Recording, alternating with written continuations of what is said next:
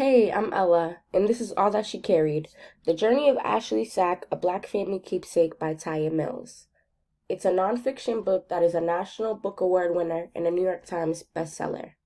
Ashley sack is a cotton sack that was once used by enslaved people to hold seeds and grains. Ashley's mother gave her the sack before they were separated. The sack was all the resources Ashley's mother was able to give it to her. The contents were material, emotional, and spiritual as an emergency kit for her future. Inside the sack, Ashley's mother packed a tattered dress, a handful of pecans, a braid of her hair, and her love for Ashley, always. This is a photo of the sack. The embroidery reads, "My great-grandmother Rose, mother of Ashley, gave her this sack when she was sold at age 9 in South Carolina. It held a tattered dress, 3 handfuls of pecans, a braid of Rose's hair. Told her it'd be filled with my love always. She never saw her again. Ashley is my grandmother." Ruth Middleton, 1921. Ashley was an enslaved girl whose previous master died, and she was put to be sold to a new master. Before Ashley and her mother were separated, her mother gave her the sack.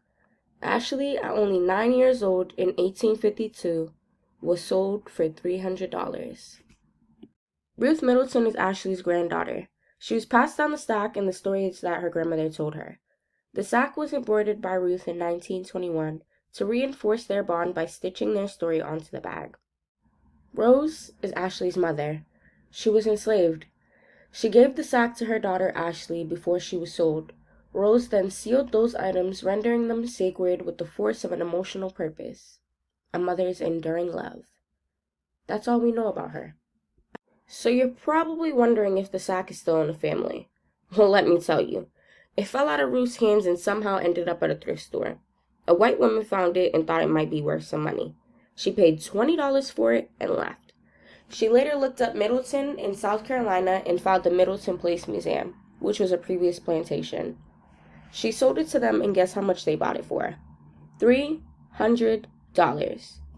The same exact amount Ashley was sold for back in 1852. You might think that's kind of crazy, but what's crazier is the people who own the Middleton Place Museum might have actually owned Ashley and her family. So, of course, they no longer have the sack. Thus started the journey of Ashley Sack and looking for Rose. Ashley Sack allows us to look at African American history in a new way, from the African American perspective, with the sack at the center in eloquent defense of the country's ideals by indicating its failures. There's an emphasis on the lack of value for African American mothers and the emotional battle for the enslaved by looking through Rose's life.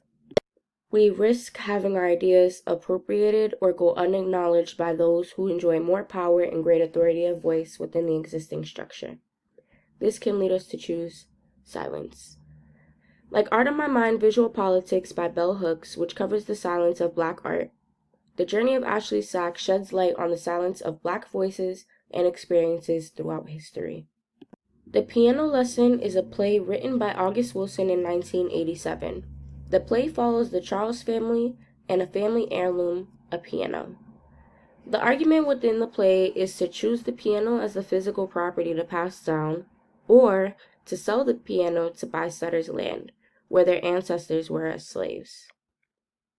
A Raisin in the Sun follows the Younger family, who live in poverty in a 2-bedroom apartment in Chicago. In this house are Mama, her children Beneatha and Walter Lee's wife Ruth, and their son Travis.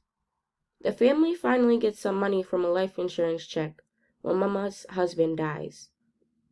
They planned on investing the money, and Mama puts a down payment on a house with lots of land. Both the Charles and the Younger families are longing for land, a connection to their ancestors, and physical property. Men usually pass down physical property, and women usually pass down the emotional property.